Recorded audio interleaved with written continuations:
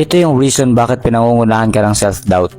Isa sa natutunan ko sa buhay, huwag mainggit sa tagumpay ng iba. Darating ka rin sa tagumpay mo, huwag ka lang tamad.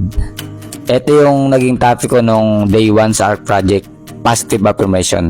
Aminin natin sa sarili natin na mas masarap matulog kaysa dumiskarte.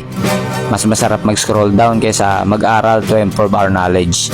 Yung iba nga ginagawa pang libangan yung pakikipagbardagulan dito sa social media eh. But here's the point. Pinangungunahan ka ng self-doubt mo dahil natatakot ka mag-fail. Natatakot ka na baka kung anong sabihin sa'yo ng family and friends mo. Like, para sa kanila, ang weird ng ginagawa mo. Pero ang tanong, bakit at para kanino mo nga ba gagawin yung mga bagay na gusto mong ma-achieve? Make your decision based on numbers and not your emotions. Bago mo sabihin hindi mo kaya, dapat sinubukan mo muna.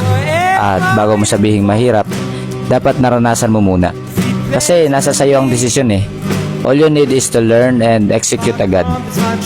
For example, gusto mong mag-build ng physique.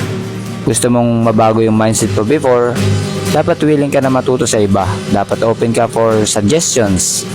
Kasi yan yung makakatulong sa'yo to build your self-confidence. Malalaman mo na kaya mo pala. Once na sinimulan na natin i-compare yung sarili natin sa iba, hindi ka na magiging productive. Mawawalan ka na ng gana dahil sa self-doubt. At ang pinakamagandang paraan para labanan is the positive affirmation. That's it. This is day 35 of Project 6 Figure and day 13 of their project. I'll see you in the next one. Peace!